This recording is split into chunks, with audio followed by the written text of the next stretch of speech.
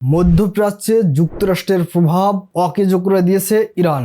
যুক্তরাষ্ট্র ইসরায়েলের হামলা রুখে দিয়ে মধ্যপ্রাচ্যে মার্কিন প্রভাব অকেজো করে দিয়েছে ইরান। পশ্চিম এশিয়ায় এখন আর ট্রাম্পের হুমকি কাজে আসছে না।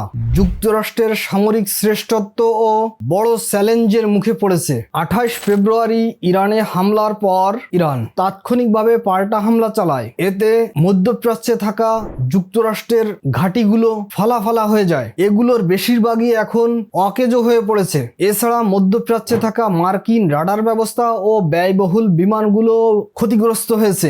মূলত ইরান পাল্টা হামলা চালিয়ে যুক্তরাষ্ট্রের সামরিক দুর্বলতাগুলো প্রকাশ করে দিয়েছে। এখন মার্কিন মিত্ররা বুঝতে পারছে যুক্তরাষ্ট্র নিজের ঘাঁটি নিরাপদ করতে পারছে না, সেখানে আরবদেরকে সুরক্ষা দিবে কিভাবে। যে কারণে দ্বিতীয় দফায় হরমুজ প্রণালীতে যখন যুক্তরাষ্ট্র হামলার প্রস্তুতি নেয়, তখন সৌদি ও কুয়েতের মতো মার্কিন মিত্ররা সে হামলার পরিকল্পনায় আপত্তি জানিয়েছে।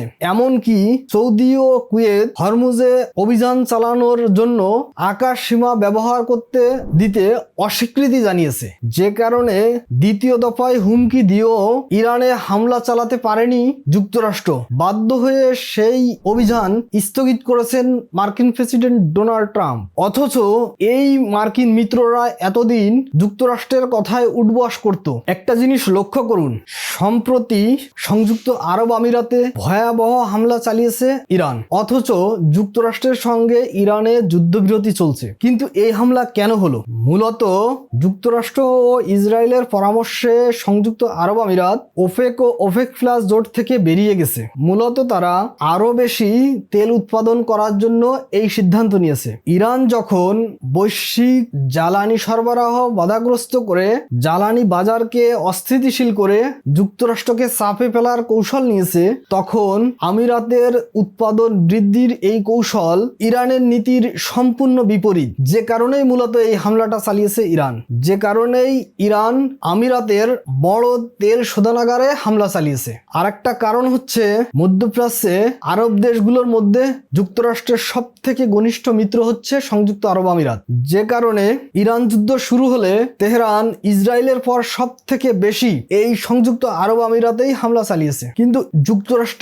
কিন্তু মধ্যপ্রাচ্যে মার্কিন প্রভাব কেন দিন দিন কমে যাচ্ছে? এর অন্যতম কারণ হচ্ছে ইরানপন্থী যোদ্ধারা মার্কিন প্রভাব রুখে দিতে সক্ষম হয়েছে, যা মূলত মধ্যপ্রাচ্যে মার্কিন শ্রেষ্ঠত্বকে রীতিমতো হুমকিতে ফেলে দিয়েছে। এর আগে বাধ্য হয়ে ইরানপন্থী সশস্ত্র গোষ্ঠী হুতিদের সঙ্গে চুক্তি করতেও বাধ্য হয়েছিল যুক্তরাষ্ট্র। এসব কারণে মধ্যপ্রাচ্যে এখন যুক্তরাষ্ট্রের লক্ষ্য অর্জিত হচ্ছে না, যার ফলে যুক্তরাষ্ট্র সামরিক অভিযান চালালে দীর্ঘমেয়াদী অস্থিরতা সৃষ্টি হচ্ছে মধ্যপ্রাচ্যে। আর একটা কারণ হচ্ছে গাজা যুদ্ধ। দেখুন, গাজা যুদ্ধ শুরু হওয়ার পর যুক্তরাষ্ট্রের গ্রহণযোগ্যতা আরব নাগরিকদের কাছে তলানিতে গিয়ে ঠেকেছে। Arab centre for research and policy studies এর এক জরিপে দেখা গেছে অধিকাংশ আরব নাগরিক এখন মনে করে মধ্যপ্রাচ্যের জন্য সবচেয়ে বড় হুমকি হচ্ছে যুক্তরাষ্ট্র। যুক্তরাষ্ট্রের প্রভাব কমে যাওয়ার আরেকটা কারণ হচ্ছে তাদের কৌশলগত দুর্বলতা, আর এই সুযোগে চীন ও রাশিয়া প্রভাব বাড়াচ্ছে। এসব কারণে মধ্যপ্রাচ্যে বর্তমানে যুক্তরাষ্ট্রের সামরিক শক্তি ও কৌশল ব্যর্থ হচ্ছে, আর মস্কো ও বেইজিং প্রভাব বাড়াচ্ছে। যে কারণে বিশ্বজুড়েও যুক্তরাষ্ট্রের গ্রহণযোগ্যতা কমে যাচ্ছে। মধ্যপ্রাচ্যে যুক্তরাষ্ট্রের প্রভাব কমার আরেকটা অন্যতম কারণ হচ্ছে ইসরায়েল। দেখুন, ইসরায়েলকে যুক্তরাষ্ট্র সবসময় অন্ধভাবে সমর্থন দিয়ে আসছে। গাজায় যে ধরনের হামলা হয়েছে, লেবানন সহ বিভিন্ন দেশে যে ধরনের হামলা হচ্ছে, এরপরও ইসরায়েলকে একচেটিয়া সমর্থন দিয়ে যাচ্ছে যুক্তরাষ্ট্র।